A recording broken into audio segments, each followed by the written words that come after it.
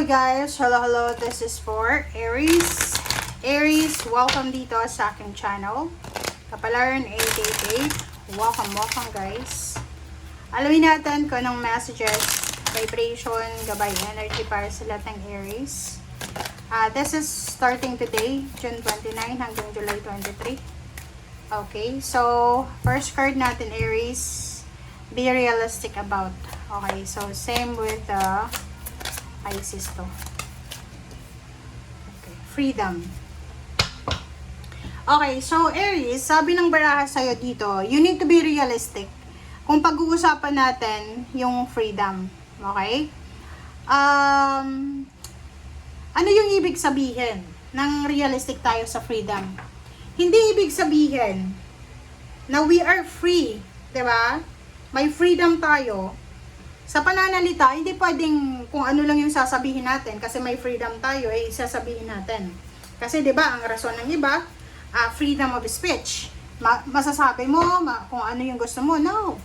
Okay, you have freedom of speech, but the problem is, alam mo ba na yung mga tao sa paligid mo, we have our own battles. We have our own battles. We have our own problems na kailangan nating i-deal. So, bantayan natin yung freedom natin. And like for example, hindi ibig sabihin na single ka, kailangan mo nang magliwaliw. Like, kailangan mo nang maging, anong tawag dito? Liberated. Na you have freedom. Everything, anything, pwede mong magawa. Okay? So, makinig kayo Aries, June 29 hanggang July 23.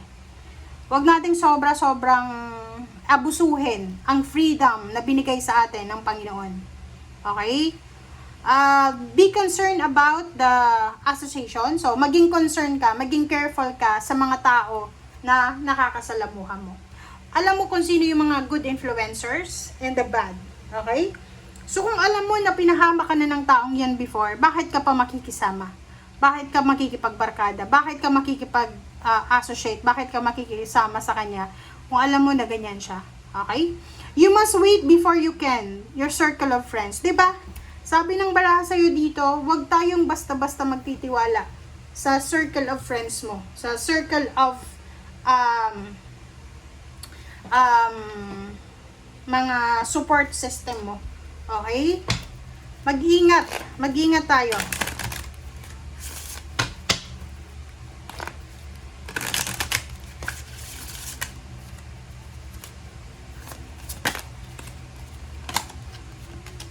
Okay, Unakite, answered prayers. Wow. So, dito sa 3 weeks na to, sinasabi ng barahan na lahat daw ng hard work mo, ng great work mo, ay posibleng mag-o-open ng mga pinto ng pag-asa for divine solution and support. So, maybe, may mga iba sa inyo dyan na marami kayong pinagpipray, marami kayong minamanifest, and sobrang tagal na siguro na walang nangyayari sa buhay nyo. But this time, sinasabi ng baraha, huwag kayong mag-alala kasi may mga prayers ka, may mga affirmation ka, may mga minamanifest ka na posibleng mangyari na. Okay?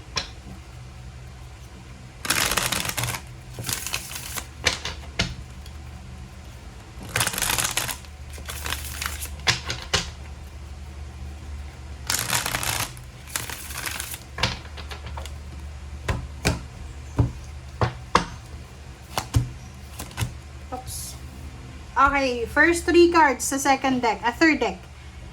Two of Swords, Magician, and Zero the Fall. Diba?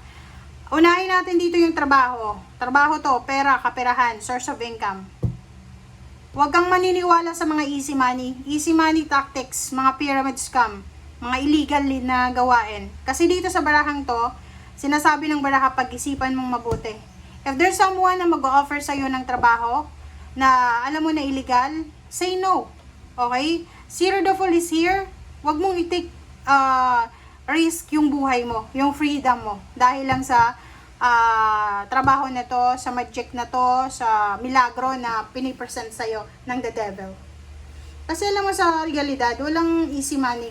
Okay? So, mga illegal yan eh. Like, halimbawa, kaya nga dito sabi ng baraha, mag-iingat ka sa mga taong pakikisamahan mo, mga friendship mo, mag-ingat ka sa circle of friends mo kasi yun, pwedeng ipapahama ka nila dahil lang sa pakikisama mo, ipapahama ka nila.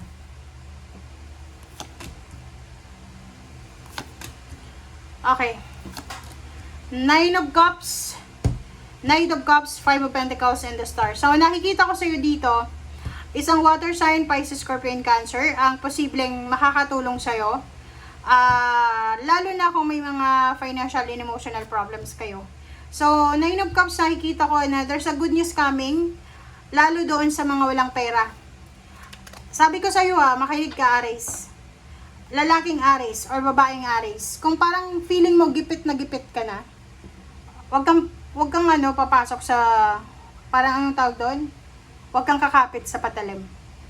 Kita mo to na Nine of Cups saka Knight of Cups. Hindi lahat ng kaligayahan makukuha mo sa pera. Okay? May mga tao na mahirap, may problema sa pera, pero may mga pamilya sila na buo.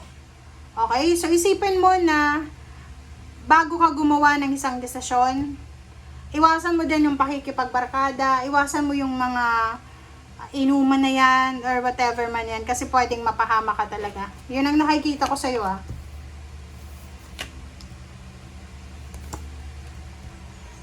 Okay, the Chariot and the World. So, this is about the travel. Sabi ng baraha sa'yo dito, mag-iingat ka kasi nakakaloka. Nakikita ko sa'yo dito, pwedeng OFW ka. OFW ka, medyo tumatanda ka na. Malapit ka na sigurong maging senior citizen. Or sabihin natin, bata ka pa. Bata ka pa, nasa below 60 or below 50. Or nasa 50 ka, 50 plus. Pero yung katawan mo, hindi mo na kaya. Yung parang marami ka ng mga masasakit sa katawan mo. So, sabi ng baraha sa'yo dito, wala tayong kasiguraduhan sa future. Ang sigurado tayo sa ngayon. So, dito sa baraha mo na to, may mga pangarap ka, Aries, para sa future mo, na kailangan mong i-give up. Kasi pwedeng masacrifice niya yung current na situation mo.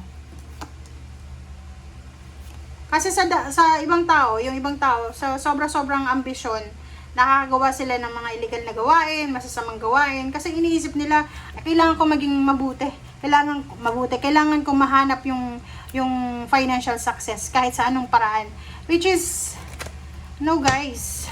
Okay? Ten of Swords, Medicine Wheel, King of Pentacles. So sabi ng baraha sa'yo, Aries, may tamang paraan, may tamang way para makuha mo yung financial success na gusto mo. Kung financially unstable ka ngayon, mawawala yan sa tamang paraan. Okay? Hindi mo kailangan na i-sacrifice yung sarili mo para lang makuha kung ano yung gusto mo financially. Okay, dito naman is sinasabi ng baraha sa'yo na you need to be careful. Maging careful tayo sa mga decision making natin, especially this 3 weeks. Sinasabi ng baraha, pag-isipan, makinig sa sinasabi ng iyong intuition, huwag magmamadali. As much as possible, kung hindi ka sigurado, ihang mo muna, lalo na yung mga travel na yan. Mga travel, mga partnership and collaboration na yan. Huwag kang, lalo kung may pamilya ka na, naku, huwag magbuhay single tayo ha, babae man or lalaki. King of Cups and Five of Wands, umiwas sa gulo, kalmadong pamumuhay. So, sabi ng baraha sa'yo, kung malakas pa yung katawan mo, gamitin mo yung katawan mo sa paghahanap buhay. Kasi dito, sa barahang ito, sinasabi ng baraha sa'yo na marami kang oras, lalo yung mga unemployed dyan. Okay? Kung unemployed kayo, tapos yung mga iba sa inyo mahilig pa sa barkada, mga impluwensya na mali, sabi ng baraha sa'yo dito, make sure na piliin nyo kung sino yung mga taong gusto nyong makasama. Okay? Four of Wands and Ace of Wands. So, nakikita ko sa'yo dito, isang exciting na family events, family plan ang posibleng gagawin mo. I don't know, what is this? Nakikita ko sa'yo dito na there's a financial money na minamanifest ka. Yun na nga, sabi ng baraha sa'yo dito, hindi mo kailangan na gumawa ng illegal or hindi mo kailangan na kumapit sa patalim para lang dito sa Nine of Pentacles. Kasi unang-una, hindi ka nag-iisa sa pamilya. May mga tao na pwedeng makatulong sa'yo. Pangalawa, huwag kang masyadong mabilis gumawa ng actions. Okay?